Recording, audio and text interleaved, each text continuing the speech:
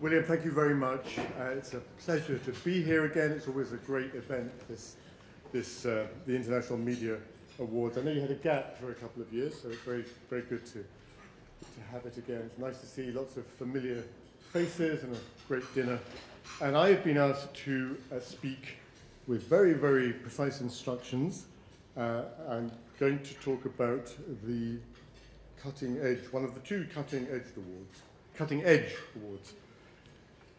Now, Cutting Edge is a great tribute to journalism. Journalism is a fantastic business. William, I did work for The Guardian for just the 36 years. I no longer do.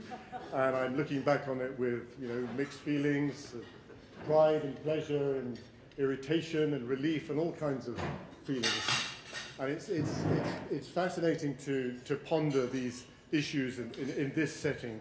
And I was thinking about what I would say, and I have to be very careful not to mention any names, because the name has to be a surprise at the end of my remarks. And I thought that I would reflect a little bit on what a great privilege it is to be a journalist, what a great responsibility it is for all the amazing changes that we've seen in the industry in recent years, the sheer pace of technological change in particular. I mean, how many of you get your news from that old-fashioned thing called a newspaper? I wonder these days. Period of great change, but the job, fundamentally, for all the change remains the same. It's a great privilege, it's a great responsibility. We had a very sobering reminder of the risks involved as well. And journalists are good at lots of things. They're particularly good at dealing with a sudden crisis, something that suddenly blows up, whether it's a faraway crisis in the Middle East or elsewhere, or some awful tragedy. We've had our share close to home here in London recently. The media is good in a crisis. It moves fast, it's good at improvising, dealing with things at short notice and at a cracking pace.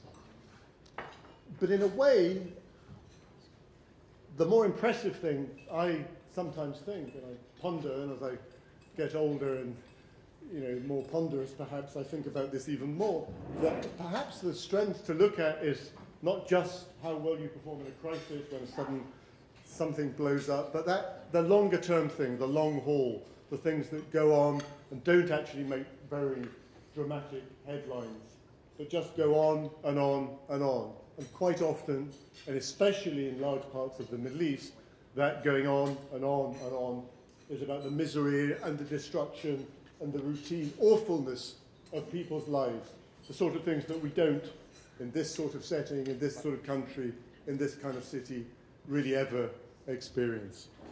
And there's one particularly striking example of that. If we think back to the period of recent years, the last, 2017, if we think back to 2011, the beginning of what we used to call, some of us maybe still do, I don't know, but what was called the Arab Spring, an extraordinary phenomenon of change all over the region, from Tunisia to Egypt to Bahrain to Libya to Syria, and the consequences that we sadly see every day with very few happy ends. There's a country in the region that doesn't quite fit into that familiar narrative, and it's a country where the crisis has never stopped. It's hard to say exactly when it began, it's hard to see how it will end. It doesn't fit into that broader picture.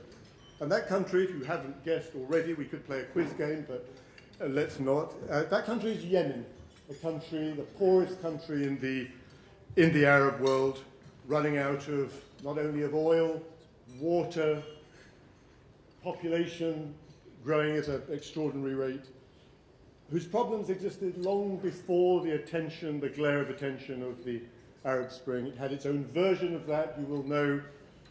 It has now degenerated into a state of war with the involvement of powerful neighbours. Ordinary people as ever are suffering.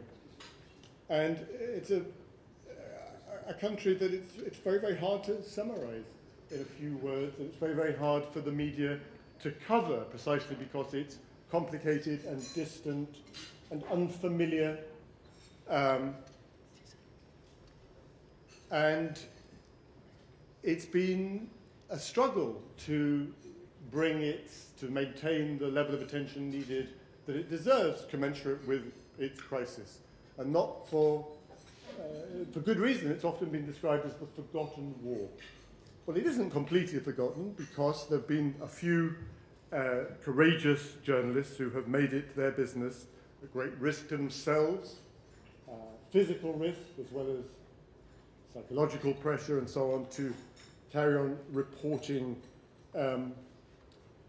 reporting from that country. And there's no sign of it improving anytime soon. The Gulf, as everybody here will know, perhaps you've been talking about it over dinner, is in a state of unprecedented turmoil at the very high level of diplomacy and international relations, and Donald Trump, and everybody is involved in it. But meanwhile, the misery of this other country just goes on and on and on. And I can't really say much more about it without giving away vital clues. So I think, according to my instructions, what I need to say at this point is, looking at the Cutting Edge Award, number 1 of 2, I think I now have to say dramatically, and the winner is. And that is a cue. Grounds. Where that intelligence is coming from, how it is possibly being manipulated, and how reliable it is. Arguably, the Yemeni state has struggled to control the country ever since it existed. But it also makes it very clear in the methodology, as the Saudis have tried to refute as well. Most of the interviews I do here when you're talking to Yemenis, I don't think I've ever done one that's lasted less than an hour. You know, people will sit down and spend a lot of time talking to foreign journalists.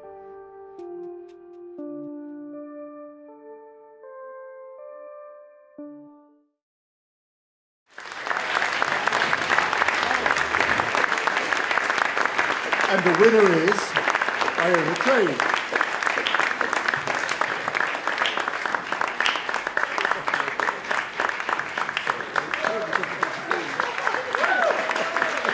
Somebody's going to give you a prize. I'm not quite sure how it works. There you go. There you go.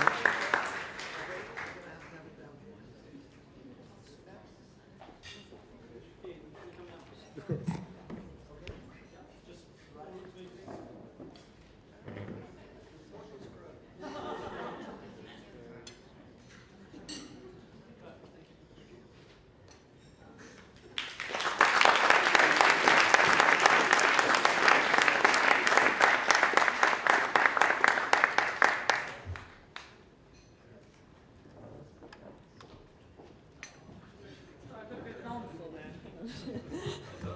Stand and talk to you with a tree in front of me. There are, as Ian already mentioned, sort of very few of us that have stuck with Yemen over the years. And as we heard before we all sat down for dinner this evening, there are many journalists who have lost their lives in very recent years in the region in general. But for those of us who continue to cover the story in Yemen, we really rely on people that won't even get a mention in the lists of journalists that have reported from the region. I'm able to keep going backwards and forwards from Yemen, which is incredibly difficult to do because of my extended Yemeni family. And they are all over the country. And they're not just individuals, they are entire families. I don't stay in hotels when I go to Yemen. I stay in people's houses. My room service is little 2-year-old Abdullah, who comes and brings me tea and dates at dawn in the morning, and I wouldn't have it any other way. But these are the people that often aren't mentioned, and even I can't mention really for their own safety. But they really believe in the cause of what we're all talking about tonight. We often call them fixers really, but for me they are my friends, they're my extended Yemeni family. They're on both sides of the conflict now that has split Yemen, which was a country that became my home when I lived there for more than 4 years.